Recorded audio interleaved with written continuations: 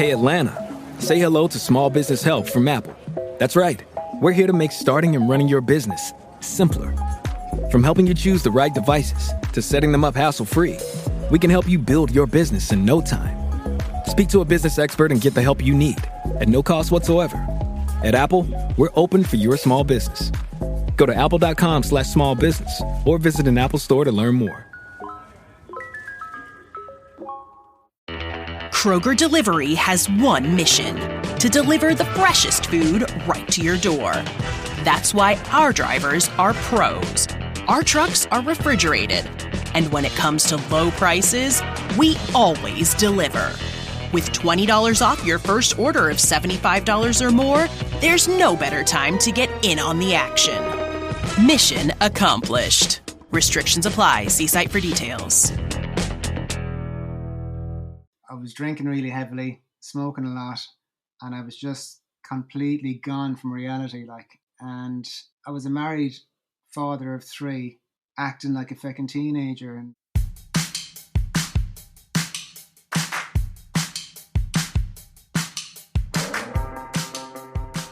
Happy New Year, and welcome to another new episode of Live Through That. I'm your host, Mike Hipple, and on this podcast, we'll dig deeper into a pivotal moment into the lives of some of my favorite artists from the 80s and 90s. Before we get too into it, just a reminder to hit subscribe so that you'll know when the latest episode comes out, and please leave a review where you're listening. 2024 was a great year for the podcast, and I'd love to grow it more in 2025. And this week, we're venturing back to the 90s with Fergal Lawler from the massive band The Cranberries, a favorite of mine. They were all over the radio at the time with hits like Linger, Zombie, and Dreams. They're probably the second biggest band from Ireland after U2. But after the devastating loss of singer Dolores O'Riordan in 2018, Fergal had to find the confidence to venture into a new way to express himself, moving into composing for film.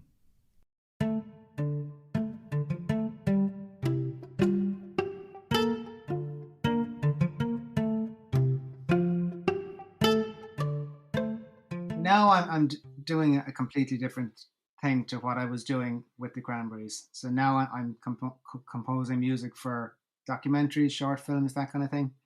And it's kind of something that was always in the back of my mind, but I never had much confidence. And I suppose to get here was a long journey because, you know, I could go way, way back, you know, to when I was a kid, I suppose. And my dad's love of like classical music and opera and stuff like that. So that kind of was my first introduction to music because he was always playing that type of music in the house. And then as I got older, I got into rock and roll. And even as like a 16, 17-year-old, I'd listen to soundtracks. And, you know, the rest of my friends were kind of going, geez, it's so boring. Why are you listening to that? But I could, yeah, I don't know. I just was drawn to it.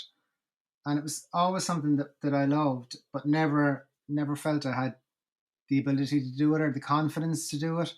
And even when I was in the Cranberries, Dolores was always kind of saying, you know, you should try and write some stuff. And I was like, no, I don't know, you know, and I just never had the confidence to do it, I think.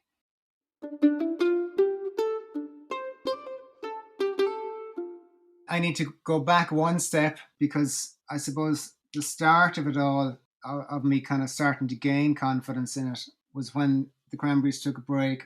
We had been touring, and from tour into the studio, back out on the road, back into the studio for 8 or 9 years, 10 years nearly. And we took a break in the early 2000s, 2003, maybe something like that. So we said, just look, we need to take a break from this. It's killing us. And I had a small little studio that was built beside my house where I had my drum kit set up and I had a small control room. And I started getting into doing production and that and engineering and kind of teaching myself how to use a virtual studio, I suppose. And, you know, I was always fascinated by the studio things, you know, watching Stephen Street or whatever engineer was there, you know, setting up microphones and how they record and layer things. And I started working with some local bands and kind of got into engineering and production and that kind of thing. So then Cranberries went back on the road again for a few years and we took another break. It would have been around 2010, maybe something like that. And this is the pivotal point because I was drinking really heavily, smoking a lot, and I was just completely gone from reality. Like, and I was a married father of three, acting like a fucking teenager, and I kind of said, this is madness. Something needs to be done. And a few loved ones in my life kind of pointed out that I wasn't living in reality, and I went and I got help and sorted myself out. That was 2012, I think. And I've been sober since, haven't gone near anything. And it was fantastic, the best thing I've ever done, because I actually started living in reality and not being afraid of things. I think, for years I was afraid of reality and afraid of everyday normal things. I kind of had built them up into being this fearful thing, and I don't know why it was. It was just addiction, I suppose. And I think after a few years of being sober, I said, okay, I'd love to go to college and learn how to do this stuff properly. And I went to the university here, University of Limerick, and did a master's in music technology, and that's really where the confidence came from. It was just incredible. It was a year-long course, and it was like full on. Some mad stuff physics and stuff that I had never imagined doing, about learning how sound is created and how you hear it and things like that, and then synthesis and mad, amazing stuff. And it just really opened my mind to lots of different genres of music and lots of different composers that I'd never heard of before. And I think that's where, I started to kind of go, okay, I can do this. Fergal's first solo record, All Hope Is Never Lost, was released in 2022. I was curious if that title had any relationship with his becoming sober. I think so, yeah.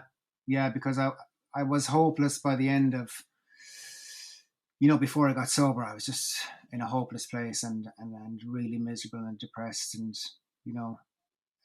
about a year after getting sober, I haven't been depressed since. And that's 12 years ago. It's amazing. I got lots of help. Obviously, it's not something you do yourself. You need help and support, and it's been incredible. That album initially started as a sort of showreel for Fergal. Yeah, that was the initial idea, was kind of to get like a showreel kind of thing. But also just, I think that was what I started off doing, maybe 4 or 5 songs, kind of saying, okay, I can put this out so people can hear it and say, oh, maybe get him to work on this documentary or whatever. And then as it progressed, I said, I could make an album out of it. And I think I had 8 songs or 8 pieces of music by the end of it. And it actually did work out that way, because I'm working with a great company in the States called Copperpot Pictures. They're based out of New York, and they're fantastic guys, really two amazing guys. And we're working on a project at the moment, so I'm delighted to be doing that. We're going to take a little bit of a left turn now, because a little known fact about how the Cranberries formed was due to a love of breakdancing. Yeah, I'd say I was 14, 15, 14, I'd say. And that's how I met Noel and Mike, the bass player. Yeah, breakdancing, yeah.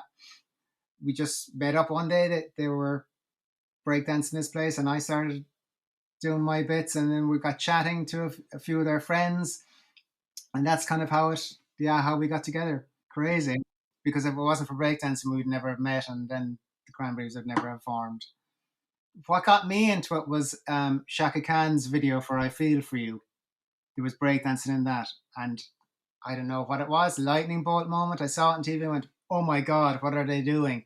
And then discovered breakdancing from there, from TV, I suppose. And then it started to take off in the city. You go into town and people would be like on the street with the cardboard doing their flips and spins and that. And it was huge. So that's how I met Noel and Mike. And then after a few years, we kind of got bored of breakdancing and started getting into like The Cure and The Smiths, New Order, Joy Division, those kind of bands.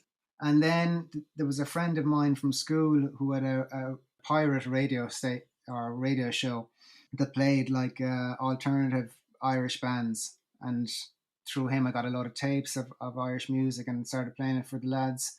And they were like, oh my God, wow, this is happening in Ireland. And we said, we should get a band together. So that's kind of where that came from then. Once they got the band together, all they needed was a vocalist.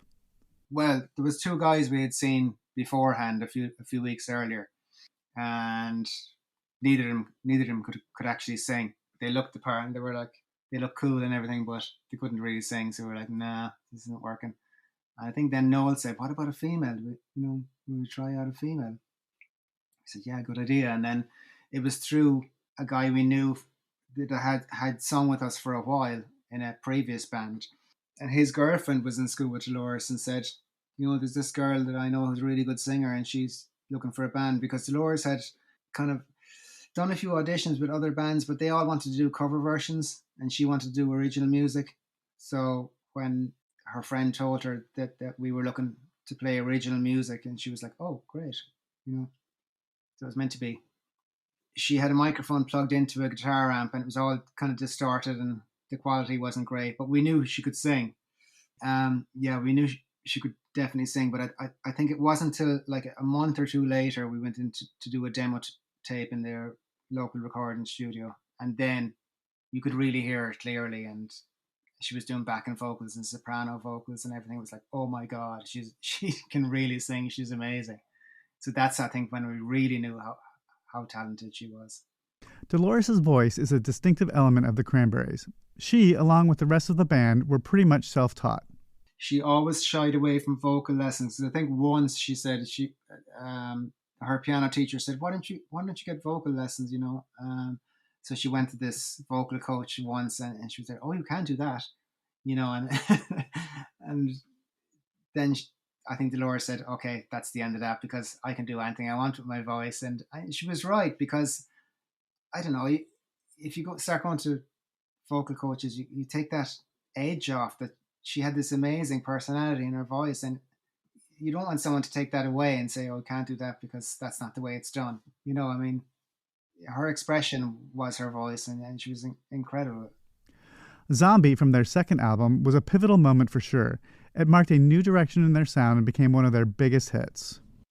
Zombie came from Dolores reading an article in the paper about the bombing in Warrington, and the two kids getting killed, and it was just heartbreaking. And I think she was really angry. And I remember we were in the small rehearsal space we used to have. It was John Cotter, a guy who lived just outside Limerick, a friend of ours, and he had a small little shed about the size of this room. Really, it was tiny, and we used to rehearse there. And Dolores came in one day and said, "Look, I had this new idea for a song, and have you any distortion pedals? Because I want to plug in a distortion, because it has to be angry." And for her, give the drums a good old slap, and she kind of started playing the chords then and kicked in the distortion for the chorus, and I was like, "Oh yeah, okay, this is yeah." So yeah, we went for it. I think as well, Nirvana, Pearl Jam, bands like that we'd been listening to a few months or a year previously, and they definitely influenced us because we loved what they were doing, and it was something different. And we had toured for about a year and a half on the first record. So when you're playing near 5 or 6 nights a week, you get used to that energy of things being loud, and you play more aggressively when you have adrenaline in you. And I think that all added to the harder sound, we'll say. The rec company were very nervous. Management were nervous because the rec company actually didn't want to do it. They were saying, "No, Jesus, it's too different. It's too political. You'll alienate everyone." But the song had been written about 6 months before we even recorded it. So we had played it live. We did that with new songs. We kind of start writing ideas at sound check, and then build it up over a few days, and then say, "Let's put it in the set tonight and see how it goes down with the crowd." So we had played it for about 6 months before we even recorded, and every night, the reaction was incredible from an audience who had never heard the song before. By the second chorus, they were chanting along, and it was like, "Okay, this is amazing. This is a great song. We'll have to, record this." And then once it was the album was done, we kind of said, "Well, okay, we'd like that to be the first single." And we were like, "Oh no, you can't." So we kind of just put our foot down and said, look, we made that argument that we've been playing it live and the reaction was fantastic. So, we have to release it. Legendary producer Stephen Street, who produced classic records by The Smiths, Blur, and others, became sort of the fifth member of the Cranberries. I was interested to find out how that relationship began. Our A&R guy was an amazing guy, Denny Cordell, who had produced A Whiter Shade of Pale and some Tom Petty records back in the 60s, 70s maybe. And he was a real music guy and a great person to have as your A&R person. So we spoke to him about getting a producer in it, and he said, what bands are you into? Find out who produced their records. So we said the Smiths. We all love the Smiths, and it was kind of like, maybe ask Stephen. So we did a week's trial to see if he liked us and we liked him, etc. And it worked out really, really well. That was in Dublin. It would have been 1992.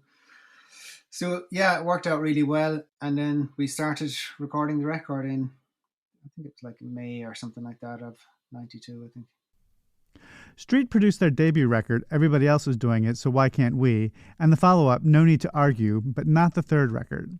Dolores was pushing for a change by the third record, and we kind of said, okay, we'll try something different. And we went with Bruce Fairbank, because I think we'd been touring a lot at that stage, and we were used to that really loud live sound, and so that's why I think we went down that direction, because we wanted something different, and we kind of had spent a lot of time on the road and had that feeling in our minds. I think that live sound.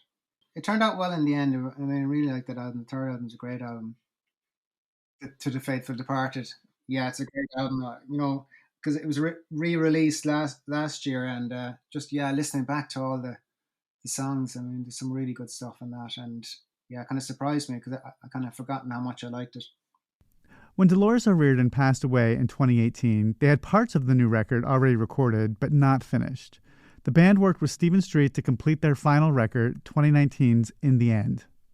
We had done some demos and stuff and kind of went trawling through what we had, and we kind of said, there's some bits and pieces that we could make an album, finish the album. We said that we had started with Dolores, and we kind of said, we looked at each other and said, there's only one person that can do this with us, and it has to be Stephen, because he just knew the band so well, knew Dolores so well, and all her quirks and the way she sang and her style. And I think he was the perfect person for the job. It was so tough. And it was Stephen that actually said, the sooner you get in, he said, I know you're grieving and everything, but the sooner you get into the studio and start doing this, the better, because if you leave it a year and you start overthinking it, and think, he kind of said, you probably won't do it then, and then those songs will be just sitting on a shelf somewhere and they'll be wasted, and all those hardcore fans that have loved you all their lives won't get to hear it. And we were kind of saying, okay, we'll do it. And it was very, very tough, but I'm glad we did it when we did it, because it came out so well. It's incredible. I mean, her vocal sounds amazing, and the lyrics are really good. Everything is really good. It's a great album, and I mean, a nice way to go out,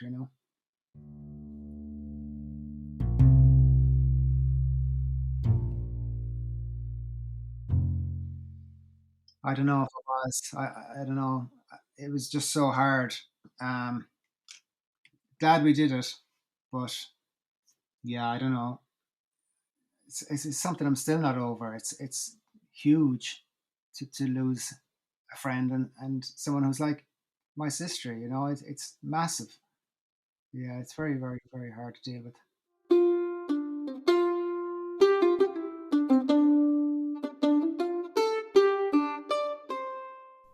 Outside of music, Fergal has taken up paddleboarding, and one recent adventure almost ended in tragedy. I took up the hobby of paddleboarding, like a stand-up surfboard where you paddle. So myself and a couple of friends were doing that. And last year, in October, we went out one day, and there had been heavy rain, so the river was kind of pulling to the left. So I was out in a place called Killaloe, which is about 10 miles from here. So we were going down the river, and there was a bridge with about two openings, one in the middle and one at the side. You're supposed to go down the left-hand side. We normally go down the left-hand side, but for some reason this day I said, let's go down the middle. And I started paddling and got swept over to the side where there was kind of some big yellow buoys, and I got stuck and I couldn't get out. And I was there for about 15 minutes and the rest of them had gone down and kind of circled back and were shouting like, are you okay? Everything okay? And I was like, I can't get out. I'm stuck. And I was starting to get nervous now because 15 minutes had passed. And I just said, phone somebody, phone the emergency services. So yeah, I was there for about 45 minutes, freezing cold. And I actually thought I was going to die. I thought, this is it. If I let go, I'll go and get stuck, because there was kind of netting on the other openings of the bridge. So if I let go, I'd have got stuck in the netting. And yeah, I don't want to think about it because it really made me fearful. And it was October and it was bloody cold. I had a wetsuit and everything, but I was still freezing. So I thought, I said, if I let go, I'm dead. If I let go, I was dead. Like I could picture it all happening in my head and went, oh Christ almighty, just hang on. And then, the boat came after 45 minutes and the relief was just unbelievable. I had a life jacket and everything, but still it was really strong current pulling to the left. But I'll go back again, but yeah, just not quite yet, ready yet.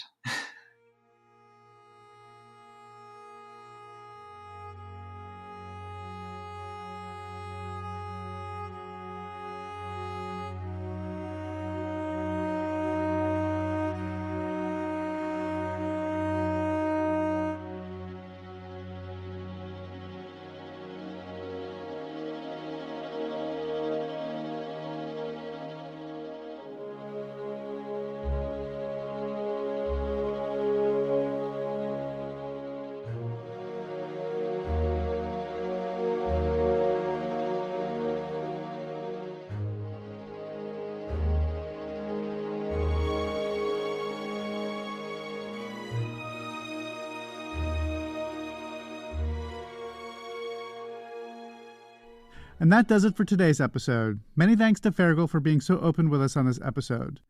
What you were hearing there just a second ago was a little bit of one of his newest compositions that he recorded for the Irish radio station Lyric FM's 25th birthday concert. The piece was performed on May 1st, 2024 at the University Concert Hall in Limerick. And a quick reminder that you can also buy my book on 80s musicians and where they are today, 80s Redux, and its sequel, Live Through That, on 90s artists, wherever you buy your books. And if you like this show, please leave a review where you're listening. It always helps others find us. And of course, subscribe so that you'll know when the latest episode comes out. Thanks for listening.